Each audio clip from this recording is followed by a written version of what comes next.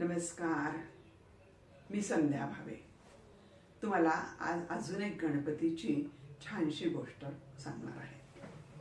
आपल्या महाराष्ट्रामध्ये अष्टविनायक म्हणून आहेत, ते खूप प्रसिद्ध आहेत। तिथे 8ही गणपतीचं महत्त्व सांगितलेलं आहे।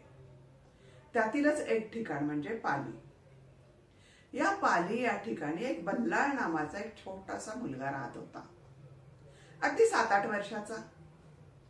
त्याला एक वेड होतं बरं का। कसलं वेड होतं तो की संध्याकाळ झाली की तो काय करायचा, आपल्या वयाच्या अनेक मुलांना गोळा करायचा आणि त्या मुलांना घेऊन तो गावाबाहेर जायचा। गावाबाहेर गेला की तिथं एक छोटंसं देऊळ तयार करायचा आणि त्या देवळामध्ये एक छोटासा दगड हा गणपती म्हणून ठेवायचा आणि आजूबाजूला फिरवेल तिथून पानं फुलं गोळा करायचा आणि त्या गणपतीला तो वाहायचा। आणि ती पूजा झाली की सगळे मिळून ओम गण गणपते नमः असा मंत्र म्हणायचे। हा त्यांचा अगदी नित्याचा नियम झालेला होता। इकडे काय होतं, गावामधले सगळ्या लोकांना असं वाटतं संध्याकाळ झाली की ही मुलं जातात तरी कुठे आणि करतात तरी काय बरं। मग एकदा काय होतं की एक पालक त्या मुलांच्या मागे मागे मागे जातात आणि गेल्यानंतर पाहतात तर ही मुलं सगळे जण ते देऊळ करण्यात, तिथं गणपती मांडण्यात, त्यांची पूजा करण्यात आणि हा मंत्र म्हणण्यामध्ये अगदी मग्न झालेले असतात। तो पालक परत येतो आणि बल्लाळांच्या आई वडिलांकडे जातो। बल्लाळाच्या आई वडिलांकडे गेल्यावर त्यांना खूप चिडतो, रागवतो। म्हणतो हे काय म्हणे, तुमचा बल्लाळ तर वाया गेलेलाच आहे म्हणे, पण त्यांनी सगळ्या मुलांना वाया घालवलंय म्हणे। काय सगळ्या मुलांना घेऊन जातो आणि तिथं काय देवदेव म्हणून खेळत बसतो म्हणे। हे काय वय मुलांचं देवदेव करायचं आहे का? मुलांनी कसं खेळावं, बागडावं, अभ्यास करावा, कामधंदा करावा की आपलं देवाचं नाव घेत बसावं। असं म्हटल्यानंतर बल्लाळाच्या वडिलांना खूप राग येतो। मग ते तसंच तडक त्या बल्लाळाकडे जातात। तिथे हे सगळी मुलं नेहमीप्रमाणे पूजा करतच असतात। ते काय करतात, त्यांना इतका राग आलेला असतो की त्यांनी पायानेच ते दगड, ते जे देऊळ केलेलं असतं ते तोडून टाकतात आणि बल्लाळाला खूप सोप देतात, मार देतात। त्याला एका झाडाला बांधून टाकतात आणि तो छोटासा दगड म्हणून गणपती ठेवलेला असतो ना, तोच दगड त्याच्यावर भिरकावतात। त्याच्या डोक्याला चांगली खोप पडते आणि सगळे जण मुलं घाबरून पळून जातात आणि बल्लाळाचे वडील सुद्धा निघून जातात। बल्लाळ खूप रडत असतो, आक्रोश करत असतो आणि त्याच्या डोळ्यातून घळघळ घळघळ अश्रू वाहत असतात।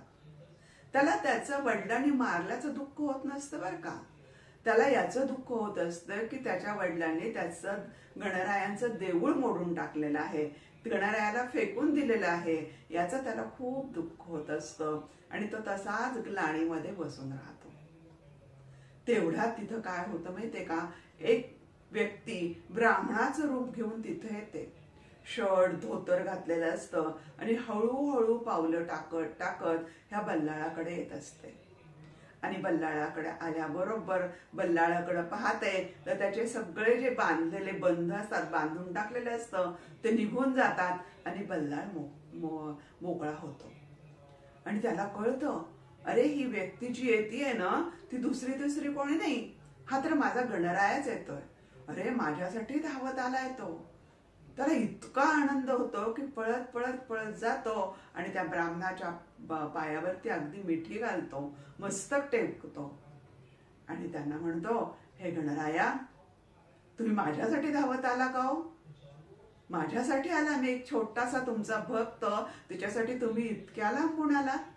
खरंच तुम्ही किती दयाळू आहात हो, किती कनवाळू आहात हो, तुम्ही ना खरोखर विघ्नहर्ता आहात असं म्हणतो आणि त्याच्या डोळ्यातून अश्रूंचा बांध फुटतो। तो लगेच गणराय त्याला असे जवळ उठून घेतात, आपल्या छातीशी कवटाळतात आणि म्हणतात, बाळा खरंच मी तुझ्यासाठीच आलो आहे, तुला काय हवंय ते माग, मी तुला द्यायला तयार आहे।